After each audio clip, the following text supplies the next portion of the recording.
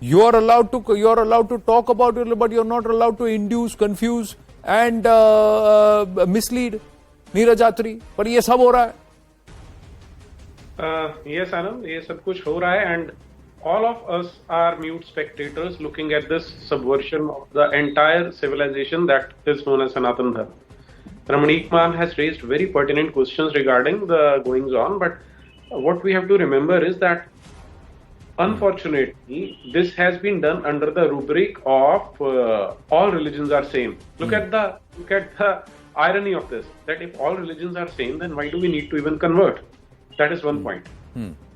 Second point is that look at all those NGOs, all those so-called rationalists who will keep on pounding, who will keep on thrashing that Sanatan Dharma or Hindu Dharma has so many of ill practices which it should get rid of. It has casteism and all those things.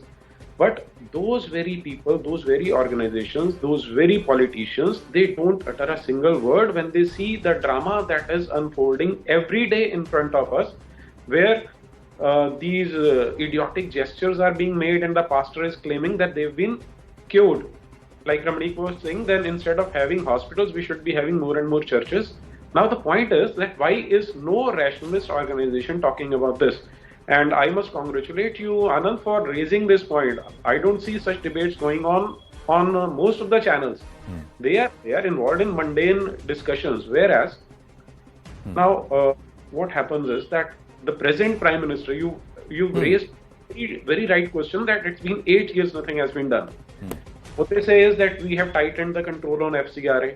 Okay, that we can accept that. But when we look at the data of MHA, the inflow of money has not reduced. In fact, it has increased over these last 8 years.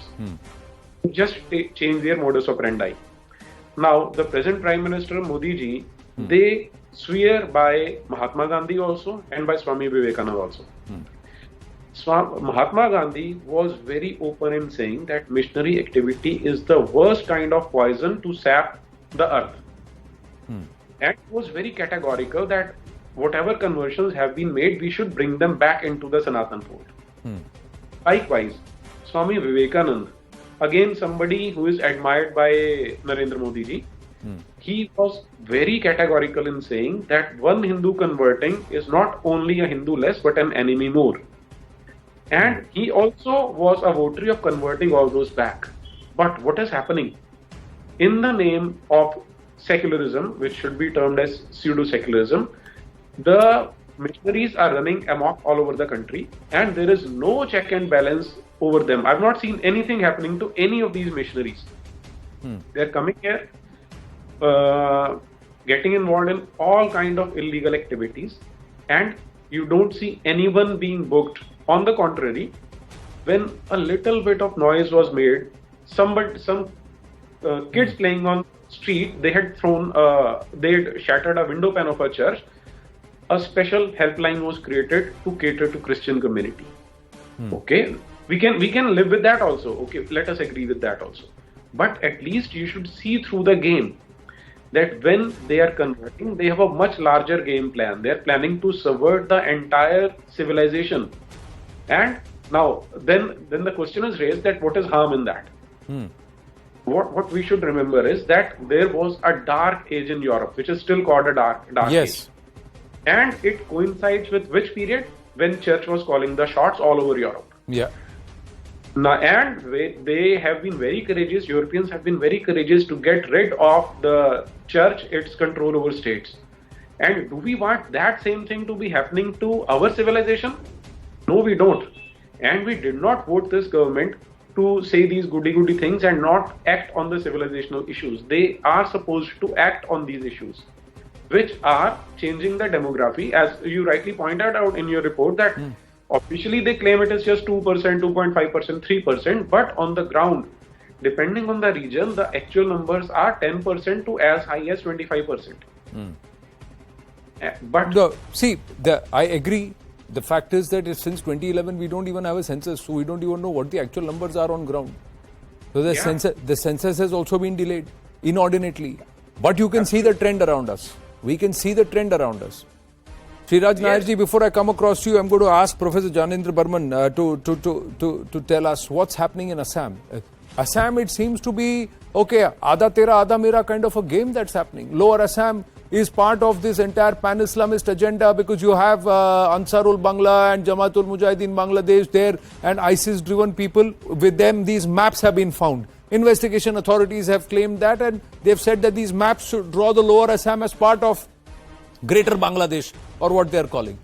This Upper Assam, this entire Vanwasi region is now under the throes of the missionaries who are now spreading from the neighboring states, which have had a total demographic shift between 1971 and 2011. Exactly. As we have rightly pointed out, actually Assam is sitting on a volcano. And religious conversion, it has assumed an alarming proportion. Let me give you some example. In tribal dominated Karbi tribal people are there in Karbi Anglong district of Assam, where Christian population has increased in 1991 to 2001 42%, and in 2001 to 2011 Christian population increased 33%. Another tribal dominated Bodo people dominated Kokrajhar district, Christian population increased in one decade 58.15%. So they have, the missionaries, they have converted 17.63% of Karbi people, 10% of Bodo people, and in Meghalaya, 96% of Garo people have already been converted. In Assam's Vaishnavite site, the greatest Vaishnavite site known as Majuli, they have built more than 60 churches. In the tea garden areas, they are building churches after churches and converting the innocent tribal people.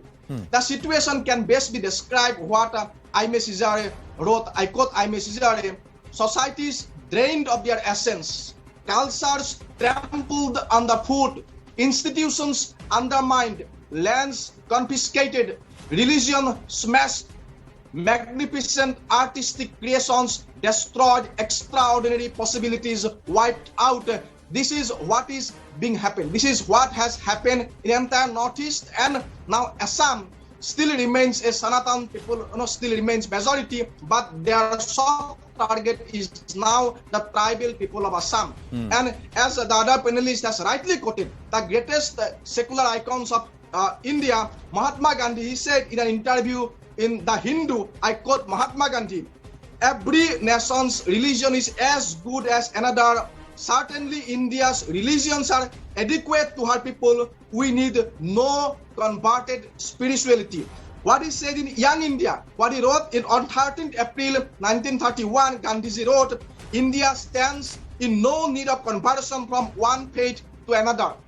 And in this context, I would like to quote Karthik Orao. He was a great tribal leader and who launched a movement actually to amend Article 342. Central government, it's the high time central government should amend. Government should amend Article 342. And what was the Zone Parliamentary Committee recommendation? Those recommendations were submitted to Indira Gandhi, the then Prime Minister. I quote from the recommendation, and that needs to be implemented now.